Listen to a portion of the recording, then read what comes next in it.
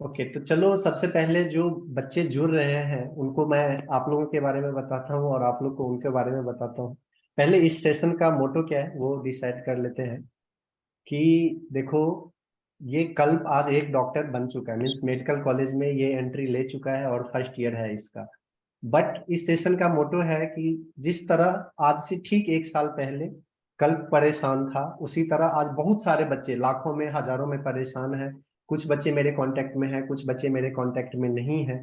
तो जिस तरह से मैंने कल्प का हेल्प किया था, या कल्प जिस तरह से फाइट करती हुए वहां तक पहुंचा है, और उसमें बहुत कुछ ज्यादा करना भी नहीं पड़ा, बहुत कुछ एक्स्ट्रा चीजें नहीं करनी पड़ी। हर बच्चे उस फेज से गुजरते हैं और हर बच्चे अप्रोक्सीमेट अप्रोक्सीमेट वो चीजें करते हैं, लेकिन फिर भी बहुत सारी छोटी छोटी गलतियां करके वो मेडिकल कॉलेज तक नहीं पहुंच पाते हैं। तो उन चीजों को दूर करना है। तो जो बच्चे मेरे से अभी आप स्टडी कर रहे हो, उनको मैं कल्प का इंट्रोडक्शन दे देता हूँ। एक्चुअली हमारी मुलाकात कैसे हुई। कल्प 2021 में ट्वेल्थ पास किया हुआ है। तो जब ये ट्वेल्थ क्लास में 11th पास करके ट्वेल्थ क्लास में जाने वाला था, उस टाइम किसी एक कोचिंग इंस्टीट्यूट में ये ज्वाइन किया है। ऐसे किसी कोचिंग का नाम नहीं लेना चाहिए, तो अभी मैं नहीं लूंगा। तो उस टाइम मैं भी वहां पे टीच करता था और कल भी वहां पे ज्वाइन किया था, और कोरोना का टाइम था तो सब कुछ ऑनलाइन हो चुका है। तो कल उस टाइम ट्वेल्थ में था, और जब कोई टीचर एक टीच कर रहा होता है किसी कोचिंग इंस्टीट्यूट में, तो उनको उनके अकॉर्डिंग सारा स्ट्रेटजी फॉलो करना होता है। तो कल का 2021 में भी कुछ अच्छा रिजल्ट हो सकता था, बट इतना कुछ पर्सनली मैं गाइड नहीं कर पाया कल को, जिसका मुझे बाद में रिग्रेट भी था। अब फाइनली वो खत्म हो गया जब ये डॉक्टर बन गया तो। लेकिन कुछ चीजें बदल सकती थी, बट कुछ लिमिटेशन होता था, इसलिए 2021 में मैं वो नहीं कर पाया। 2022 में जब मैं फ्रीली टीच करना स्टार्ट किया था, 2021 से 22 का सेशन, तो कल फिर से मेरे पास ऑनलाइन ही जुड़ा था सिर्फ और सिर्फ मेरे साथ।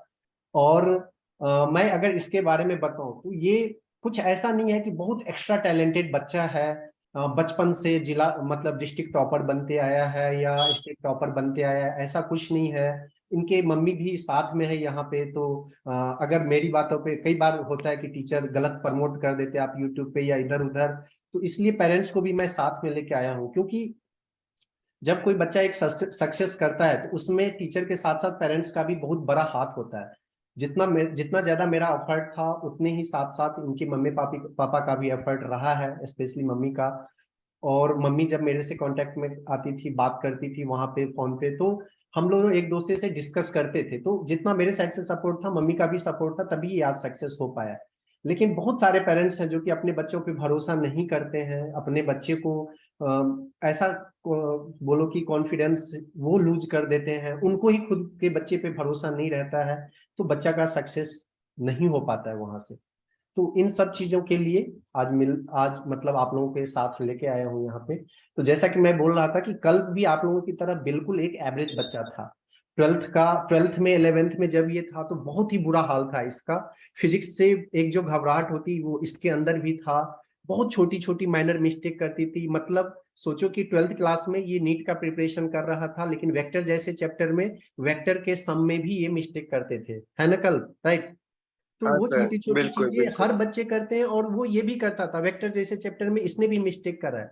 लेकिन एक चीजें जो थी इसके अंदर, और जो कि मुझे एक नॉर्मल से एक एक साल के अंदर इसको सिलेक्शन दिलाते हुए मुझे दिखाई दिया। और फिजिक्स जैसे सब्जेक्ट में 160 के अप्रॉक्स मार्क्स सिक्योर करना, आप समझ रहे हो, एक फिजिक्स के अंदर एक बच्चे का फोबिया होता है कि फिजिक्स सब्जेक्ट ऐसा है, फिजिक्स सब्जेक्ट ऐसा है। लेकिन फिजिक्स के अंदर 160 या 160 प्लस मार्क्स सिक्योर करना अपने आप में एक बहुत बड़ी बात होती है, और कल्प ने 160 के अप्रॉक्स मार्क्स सिक्योर किया। ऑल ओवर भी नीट में 600 के अप्रॉक्स मार्क्स आया हुआ है इसका। कई सारे ऐसे बच्चे रहते हैं जिनका की केमिस्ट्री ज्यादा अच्छा रहता है, बायोलॉजी ज्यादा अच्छा रहता है, फिजिक्स ही कम वीक रहते हैं उनके पास। कल्प के केस में उल्टा हुआ, फिजिक्स के केस में 160 के अप्रॉक्स मार्क्स आए इनके। बायोलॉजी में थोड़े से कम मार्क्स हैं, क्योंकि प्रीवियस ईयर का बायोलॉजी का क्वेश्चन भी बहुत खतरनाक था, और केमिस्ट्री में भी थोड़े से इसके कम मार्क्स आ गए। अगर ये केमिस्ट्री एंड बायोलॉजी में उतना ही सपोर्टफुल रहा होता इसके मार्क्स, तो आज ये किसी एम्स में होता या काफी अच्छे कॉलेज में होता। लेकिन फिर भी आज सभी खुशी के साथ, मतलब हम लोग ब्लेसिंग देते हैं इसको। इसके मम्मी पापा खुश हैं, आज मैं भी काफी खुश हूँ कि इसको अपने घर के पास का जो मेडिकल कॉलेज था, जो इसके घर के 5 किलोमीटर के अंदर आता है, वो मेडिकल कॉलेज इसको महाराष्ट्र का मेडिकल कॉलेज वो मिला, और वो भी काफी अच्छा मेडिकल कॉलेज है। तो कल मैं सबसे पहले आपके बारे में जितना कुछ भी बताया, मेरिट डिमेरिट वो सब कुछ तो बच्चे को बताया।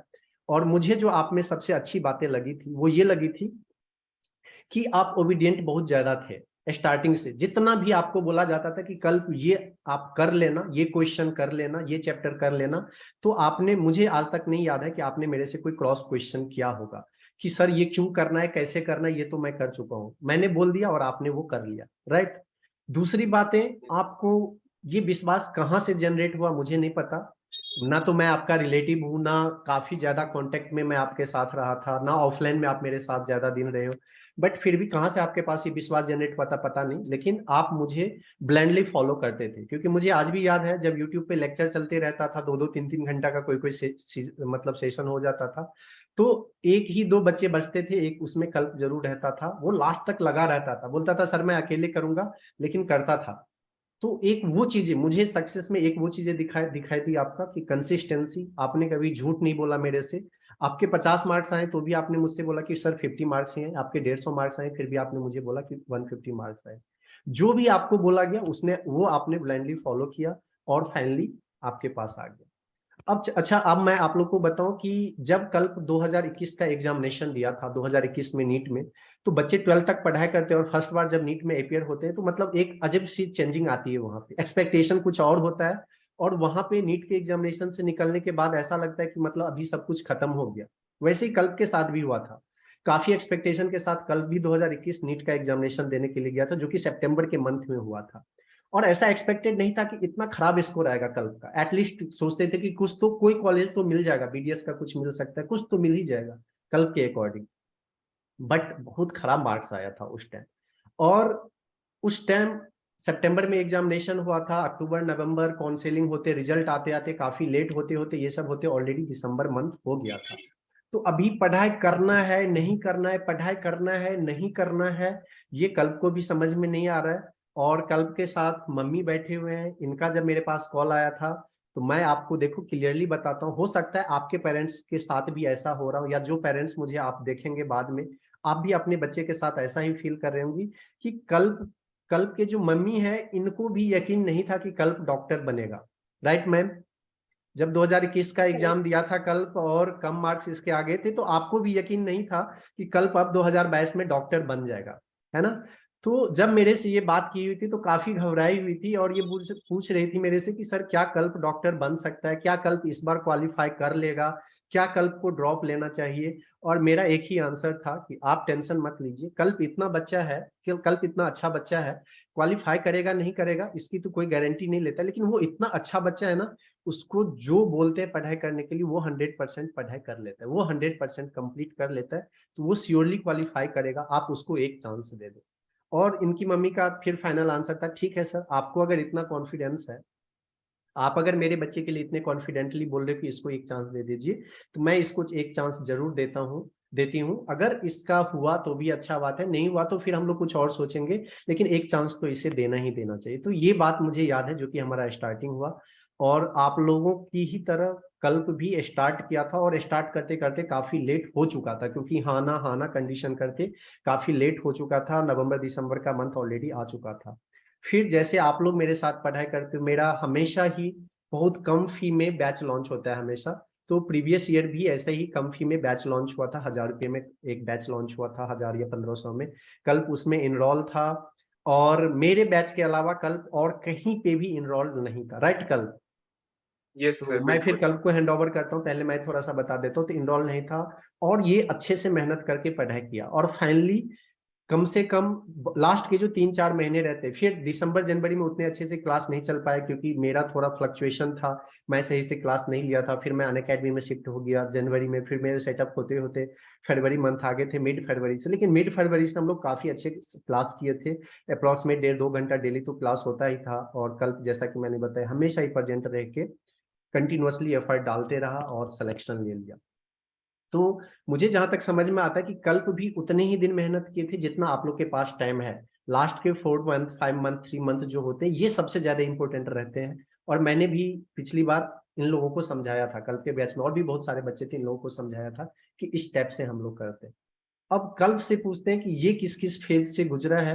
सबसे पहले कल्प ये बताओ आप मुझे कि जब आप स्टार्ट किए थे 2021 में, जब आप एग्जामिनेशन दिए थे, तो क्या आपको यकीन था कि 2022 में आप 100% क्रैक कर लोगे नीट एग्जामिनेशन? सच कहूँ तो बिल्कुल भी नहीं सर, मतलब मैं बहुत मेंटली डिप्रेस्ड था उस टाइम, बहुत ओके। डिस्टर्ब था क्योंकि मार्क्स इतना कम आया था और ऊपर से मतलब कोई अब होप्स नहीं थे। यस। ड्रॉप लेने का उस टाइम पे मतलब कोई प्लान नहीं था, जो होगा वो एक अटेम्प्ट में कर लेंगे ऐसा सोचा था, यस। बट वो नहीं हुआ।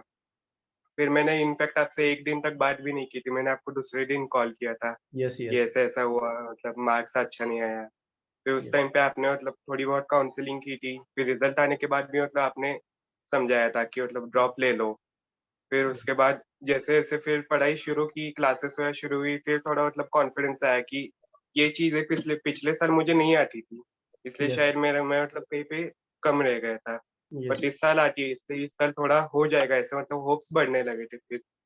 ओके। फिर लास्ट मोमेंट पे भी मतलब मैं थोड़ा डिस्टर्ब था, आपसे बात वगैरह हुआ करती थी, फिर तो मतलब हो पढ़ाई जब चुका। आपने स्टार्ट किया, जैसे मान लो ठीक है, हुँ, काउंसलिंग करने के बाद आपने ठान लिया कि पढ़ाई मुझे स्टार्ट करना है, तो हुँ, पढ़ाई के लिए सिंपली फिर बच्चे के पास एक होता है कि बच्चे के मन में सबसे बड़ा फोबिया रहता है कि मैं बहुत बड़े बड़े कोचिंग्स, लाइक कुछ जो नेशनल लेवल पे जो फेमस कोचिंग है हुँ, ऑफलाइन में या ऑनलाइन में, अगर मैं उस कोचिंग को ज्वाइन करता हूँ तो मेरा सिलेक्शन होगा, अगर उस कोचिंग को ज्वाइन नहीं करता हूँ तो मेरा सिलेक्शन नहीं होगा। हुँ, तो ये आप क्या सजेस्ट करोगे बच्चे को, या आपने क्या फील किया और आपने कैसे खुद को कंट्रोल किया, क्योंकि कंट्रोलिंग पावर एक बहुत ज्यादा इंपॉर्टेंट रहता है हाँ, उसमें। तो ये आपने हुँ। कैसे कैसे अपने आप को कंट्रोल किया कि नहीं नहीं मेरा यहाँ से सिलेक्शन हो सकता है, ऐसे पढ़ाई करने से सिलेक्शन हो सकता है? ये मतलब बहुत ही गलत फ़ोबिया है ये, जो है ना कि मतलब बड़े कोचिंग इंस्टीट्यूट में चले जाएँगे तो फिर मतलब हो ही जाएगा हमारा। ये यस। बहुत गलत फ़ोबिया है क्योंकि कोचिंग मैंने भी की थी 1 साल, यस। अराउंड 80,000 फीस थी उस कोचिंग की। यस। बट फिर भी मतलब मेरा रिज़ल्ट जो आना चाहिए था, वो यस। नहीं आया एक्सपेक्टेड। यस। और मैंने मतलब जो ड्रॉप ईयर में मैंने जो पढ़ाई की थी खुद से और जो आपसे सीखा था, उसमें यस। और वो कोचिंग में मुझे बहुत डिफ़रेंस लगा।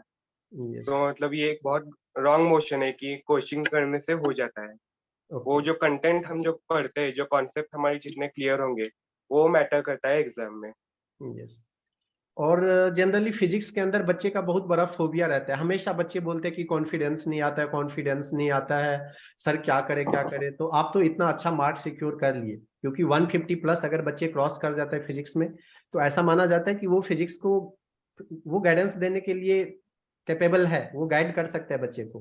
तो आप तो काफी इतने अच्छे 160 के अप्रॉक्स आप मार्क्स सिक्योर किए हो, तो आप खुद आप कैसे कॉन्फिडेंस गेन किए? जैसे 2021 में आपके भी फिजिक्स में काफी कम मार्क्स आए थे, अब यहाँ से जो एक वेरिएशन था, जो आप नए चीजें लर्न कर रहे हो, और फिर और दूसरा स्टडी मटेरियल आप क्या क्या यूज कर रहे थे फिजिक्स में? एक तो मेरे साथ कोचिंग ले रहे थे, मेरे नोट्स यूज कर ही रहे थे, क्वेश्चन हुँ। कहाँ से और प्रैक्टिस कर रहे थे आप? क्वेश्चन्स मुझे आपने जहाँ तक मुझे याद है, आपकी अनअकैडमी पे सीरीज़ आया करती थी, यस। यस। जिसमें आप हर रोज़ रात को बैठ के 1 घंटे, 2 घंटे क्वेश्चन प्रैक्टिस कराते। यस। वो यस। क्वेश्चन मुझे बहुत मतलब टॉप नॉच लगे थे।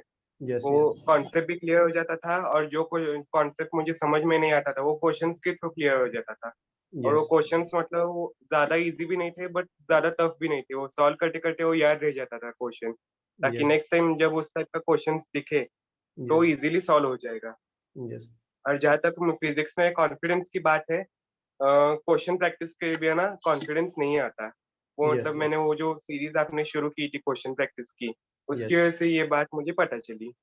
ओके। तो यानी आप ये कहना चाहते हो कि इतने मार्केट में जो बुक अवेलेबल होते हैं, लाइक एनसीईआरटी, एससी हाँ, वर्मा, बेसिक जो कुछ बुक है वो तो है हुँ, ही है, इसके अलावा भी जो इतने बुक अवेलेबल होते हैं या इतने सारे कोचिंग के मॉड्यूल अवेलेबल हैं, तो इन सब को आपने ट्राई नहीं किया था? इतने सारे फिंगर टिप्स, नहीं, दिस दैट, ये बुक्स नहीं। अवेलेबल हैं, इतने सारे मॉड्यूल अवेलेबल हैं, आपको ये भरोसा आया या आपने ये यकीन किया कि सर जितने क्वेश्चन करा रहे हैं, सर जैसे सीरीज में जो बुक करने के लिए बोल रहे हैं, जो टेस्ट सीरीज प्रोवाइड कर रहे हैं, इतने क्वेश्चंस कर लो और श्योरली आपका इतना मार्क्स रीच हो गया, राइट? हाँ, यस और सर। केमिस्ट्री, दूसरी बात मैं आप सभी बच्चों को ये बता दूं कि कल्प ने केमिस्ट्री एंड बायोलॉजी के लिए भी कोई कोचिंग ज्वाइन नहीं किया था, क्योंकि केमिस्ट्री एंड बायोलॉजी के लिए भी मैं ही इसको गाइड कर रहा था। ये मेरे से पूछता था कि सर ऐसा करना चाहिए, ये चैप्टर करना चाहिए, और जैसा कि मैंने आपको स्टार्टिंग में भी बोला, बस ये झूठ नहीं बोलता था, तो ये मुझे प्रॉपर हर महीने हर वीक प्लान बना के भेजता था। सर मैंने ये चैप्टर कंप्लीट कर लिया, सर मैंने ये पार्ट कंप्लीट कर लिया, फिर मैं इसको सजेस्ट करता था कि इसके बाद आपको क्या करना चाहिए।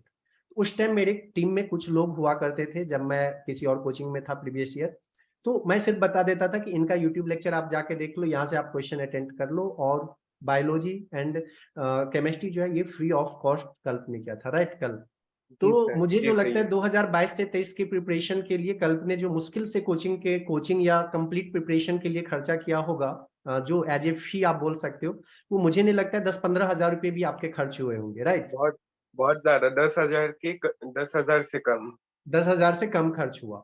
तो जो पेरेंट ये थिंक करते हैं, आप में से बहुत सारे पेरेंट्स ऐसे जो कि थिंक करते हैं कि लाखों लाख रुपए पैसे फी पे करेंगे या लाखों लाख रुपए आप किसी कोचिंग में दोगे तो ही आपके बच्चे का सिलेक्शन हो सकता है। मैं आप सभी को यही बोलना चाहूंगा, यहाँ पे पेरेंट्स हैं, बच्चे हैं, सिलेक्शन लिया हुआ बच्चा है, कि एक सही मेंटरशिप, एक सही गाइडेंस में पढ़ाई करना जरूरत रहता है, ना कि लाखों लाख रुपए पैसे खर्चे करने जरूरत होते हैं। जो सही बच्चे सही गाइडेंस के अंदर पढ़ाई कर रहा है, उन बच्चे का 10,000 के अंदर भी सिलेक्शन हो सकता है। जो बच्चे सही गाइडेंस के अंदर, सही मेंटरशिप के अंदर नहीं है, तो अगर आप 10 लाख भी खर्चा कर रहे तो हो सकता है कि सिलेक्शन ना मिले आपको वहां से।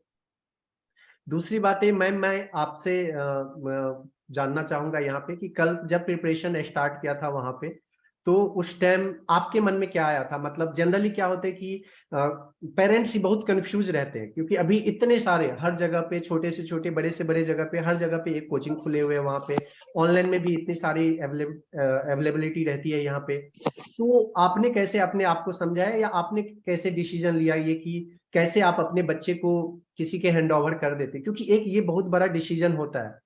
एक साल टाइम, पैसे तो जो जाते हैं वो जाते हैं, लाख रुपए, 50,000 जो भी जाते हैं, लेकिन इसके साथ साथ जो बच्चे का एक साल टाइम जाता है, और बच्चे का जो कैरियर का सवाल रहता है, भविष्य का सवाल रहता है, तो ये आपने कैसे मतलब थिंक किया था उस टाइम?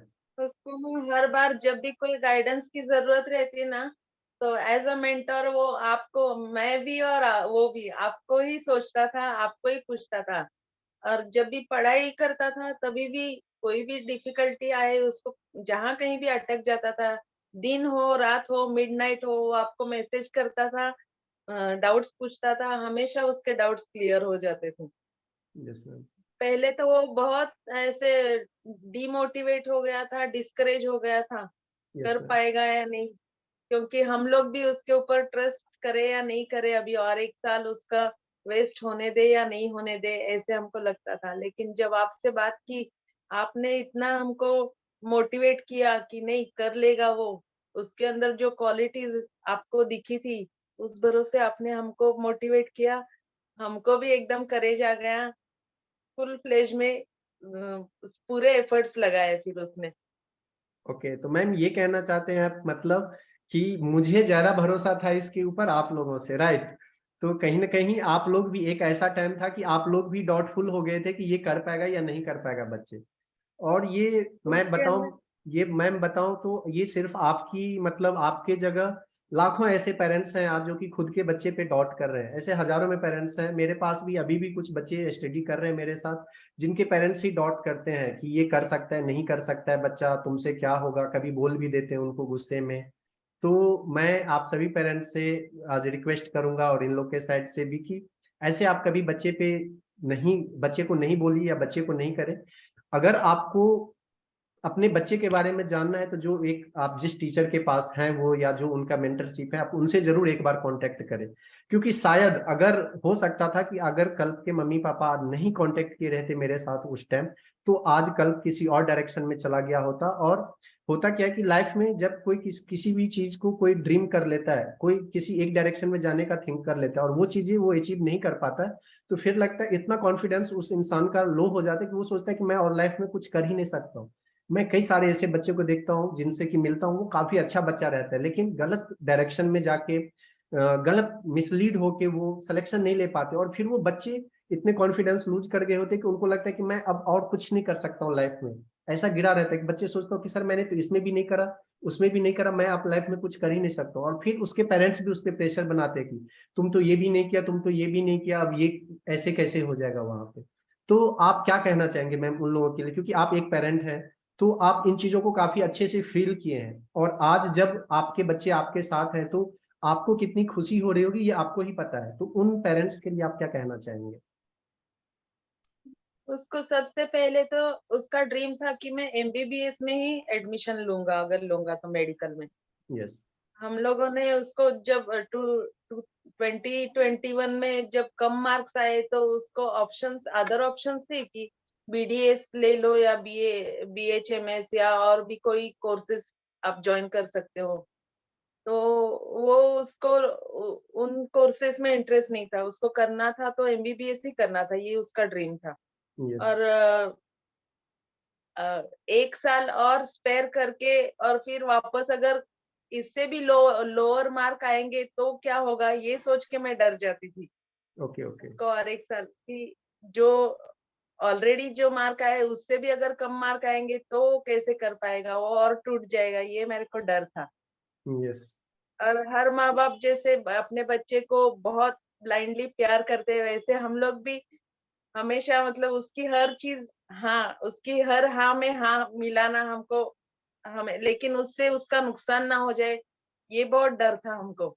लेकिन जब यस आपने बोला कि नहीं वो कर लेगा, 1 और साल दीजिए, उसके अंदर जो क्वालिटीज है, सिंसियरिटी, वो जो सिंसियरली पढ़ लेता है, जितना भी बोला जाए उसको वो कर लेता है पढ़ाई, तो उस वजह से हम लोगों को ऐसे लगा कि नहीं, अभी उसको आपके बोलने के बाद ही हमको ऐसे लगा कि हम उसको और एक अपॉर्चुनिटी दे के देख लेते हैं। यस क्योंकि लाइफ में बच्चे को सही टाइम पे सही अपॉर्चुनिटी ना मिले और उसके बाद अगर वो उसके ड्रीम्स ना फुलफिल कर पाए, उसका रिग्रेट उसको पूरे लाइफ रहता है सर पे। यस यस तो वो पेरेंट्स ने ना इस बात को समझना चाहिए कि जब ऐसे स्पेस देनी चाहिए ना बच्चे को, तो हम लोगों ने ही स्ट्रांगली उसके पीछे, टीचर और पेरेंट्स स्ट्रांगली उसके पीछे खड़ा रहना चाहिए। वो जो मॉरल सपोर्ट बच्चे को मिलता है ना, उस वजह से वो कर लेते हैं। बहुत यस टफ था लेकिन वो उसने कर लिया विदाउट एनी कोचिंग क्लासेस। मैं अभी सोचती हूँ तो भी ऐसे लगता है कि कैसे कर लिया। यस लेकिन यस आपने जो सपोर्ट किया और आपने जिस तरह से गाइड किया ना, आपके जैसे अगर हर जगह पे बच्चों को सर मिल जाए, मेंटर मिल जाए ना, तो बच्चे हर लड़ाई लड़ लेंगे हर फील्ड में। Thank you ma'am. मैं तो यही चाहता हूँ कि बच्चे करें ऐसे। और कुछ ऐसे भी बच्चे हो रहेंगे जो कि अभी, अच्छा कल दूसरा एक बच्चे का टेस्ट के बारे में बहुत डाउट रहता है कि बच्चे क्या करते हैं स्टार्टिंग से बहुत टेस्ट के लिए परेशान रहते हैं, जैसे कि अभी 100 से ज्यादा दिन बचा हुआ है, लेकिन बच्चे टेस्ट के लिए परेशान है, सर मैं ये टेस्ट भी दे देता हूँ, सर मैं वो टेस्ट भी दे देता हूँ। और मतलब ऑनलाइन में काफी कम कम सस्ते में मिलते भी है, 500 रुपये 1000 रुपये में टेस्ट मिल जाते हैं, बच्चे 10-15 टेस्ट सीरीज ज्वाइन कर लिए, फिर टेस्ट देके वो परेशान होना स्टार्ट हो जाते हैं कि मेरा ये मार्क्स नहीं आ रहा है, मुझे वो मार्क्स नहीं आ रहा है। तो मुझे जहां तक याद है आपने शायद लास्ट के 30 डेज में ही टेस्ट देना स्टार्ट किया था, राइट? जी सर। जी सर। यस।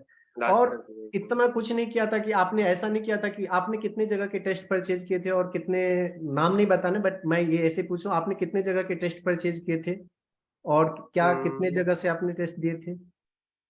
मैंने सिर्फ वो एक ऑफलाइन का टेस्ट परचेज किया था, हार्ड Yes. कॉपी जो आपने मतलब मुझे उस टाइम पे सजेस्ट किया था। उसके बाद आपने टेलीग्राम पे टेस्ट पेपर जो है डालना भी शुरू किया था फिजिक्स के। तो फिर ओके, उसके बाद मुझे कोई दूसरा टेस्ट करने की ज़रूरत नहीं पड़ी क्योंकि वो जरूरत नहीं क्वेश्चंस पड़ी थी। ऑलरेडी मुझे। तो हाँ। बच्चे को ये समझना चाहिए कि आप 10 जगह टेस्ट परचेज करके ये भी कर ले वो भी कर ले, उससे बेटर है कि आपको जब बोला जाए आप टेस्ट करो। और कल्प ने सिर्फ लास्ट के 30 डेज में, क्योंकि मैंने इसको बोला था लास्ट के 30 डेज में टेस्ट प्रैक्टिस करो, और उस टाइम जितने ज्यादा से ज्यादा हो सकते प्रैक्टिस करो। और कल्प ने भी जब पहला टेस्ट दिया था तो इसके भी मार्क्स 300 समथिंग आए थे फुल टेस्ट में, राइट कल्प? जी सर। और फिर जी भी ये सर। मुझे कॉल करके पूछ रहा है कि सर मार्क्स तो 300 समथिंग ही आए, हो जाएगा ना मेरा? ये खुद भी उस टाइम भी डाउटफुल था, फिर से एक बार ये प्रेशर में गया था कि सर मेरा हो जाएगा इस बार। मैंने बोला 350 आज गया है ना, अभी तुम्हारे पास 30 डेज है, अगले टेस्ट दो, 10-10 मार्क्स इंप्रूव होते हैं तो भी तुम 600 प्लस जा रहे हो वहां पे, क्यों नहीं होगा? तो जो बच्चे टेस्ट के लिए परेशान होते रहते कि मैं आज से ही दे दूं आज से ही दे दूं, तो आपको ये भी एक कंफर्मेशन मिल जाना चाहिए कि आपका प्रिपरेशन लेवल अच्छा होना चाहिए, ना कि टेस्ट के चक्कर में आपको परेशान होना है। अगर कहीं पे बहुत इजीली आपको टेस्ट मिल जाता है, कम पैसे में मिल जाता है, ये अच्छी बात है। इसका मतलब ये नहीं कि बहुत सारे टेस्ट सीरीज ज्वाइन करके आपको फ्रस्ट्रेट होना है, आपको डिमोरलाइज होना है कि मेरे मार्क्स नहीं आ रहे मेरे मार्क्स नहीं आ रहे। आप अपना प्रिपरेशन करो, अच्छे से फुल फेज में प्रिपरेशन रखो, और लास्ट का 30 डेज सफिशियंट होता है टेस्ट देने के लिए। जी सर। तो अब तो काफी कम टाइम बचा है, अगर किसी बच्चे को 1 मिनट टाइम है आपके पास, 1-1.5 मिनट, किसी बच्चे को कुछ पूछना है उनकी मम्मी से या इनसे। आई होप आप सभी का जो कॉमन क्वेश्चन रहता है आपके या आपके पेरेंट्स का, वो सभी का क्वेश्चन क्लियर हो गया होगा, क्योंकि मैंने उन सभी पॉइंट्स पे डिस्कशन कर लिया। फिर भी किसी बच्चे को डायरेक्ट कुछ कल्प से पूछना है तो बताओ। हाँ यस जी सर। करीन बोलो, माइक ऑन करो और फटाफट बोलो जल्दी। हेलो। भैया आप ऑर्गेनिक केमिस्ट्री मेनली ये एनसीईआरटी से ही फॉलो करते थे या एक्स्ट्रा कुछ करते थे उसके लिए? बिल्कुल एनसीईआरटी से फॉलो नहीं। किया था। प्योरली एनसीईआरटी के बाहर नहीं जाना है, वरना आपका ऑर्गेनिक केमिस्ट्री खराब हो जाएगा। सिर्फ हाँ एनसीईआरटी वो पे एक फोकस काफी करो। रिएक्शंस रहता है इसीलिए। Thank you.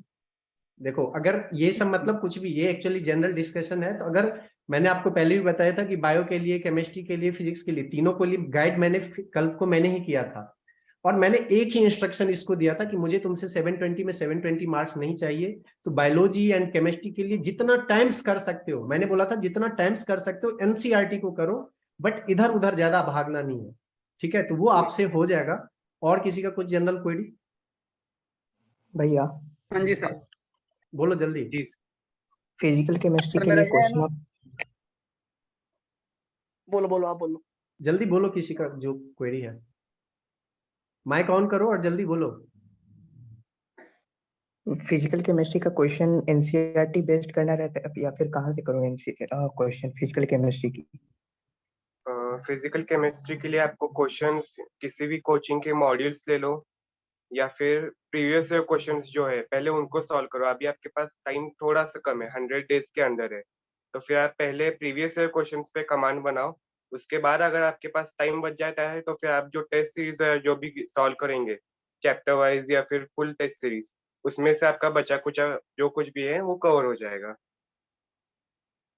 Okay thank you. Bio के पेपर से कितने क्वेश्चन प्रैक्टिस करें? बायोलॉजी के लिए Yes. बेटा एनसीईआरटी ज्यादा, बहुत ज्यादा रिवाइज करो वहां पे। कल बायो के लिए भी बता दो इनको एक बार।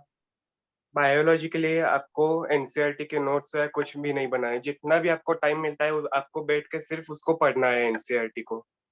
ज्यादा से ज्यादा आप क्या कर सकते हो, आप साइंटिस्ट के नाम या फिर डेट्स या फिर ऐसे कुछ जो एग्जांपल्स रहते हैं जो आप भूल जाते हो, वो आप किसी नोटबुक में लिख लो, बट जितना टाइम हो सके उतनी बार एनसीईआरटी पढ़ो, ठीक है? क्योंकि पिछले साल का क्वेश्चन पेपर आपने देखा था कितना, मतलब हर क्वेश्चन को एनसीईआरटी में से ही उठाया है बट ट्विस्ट करके लिखा हुआ है क्वेश्चन पेपर में, इसलिए। Okay thank you. चलो टाइम अभी कम रह रहा है तो आई थिंक खत्म हो जाएगा ये अपने आप। थैंक यू सो मच कल जुड़ने के लिए, बहुत हेल्प मिलेगा इससे वेलकम। बच्चों को भी और पेरेंट्स को भी।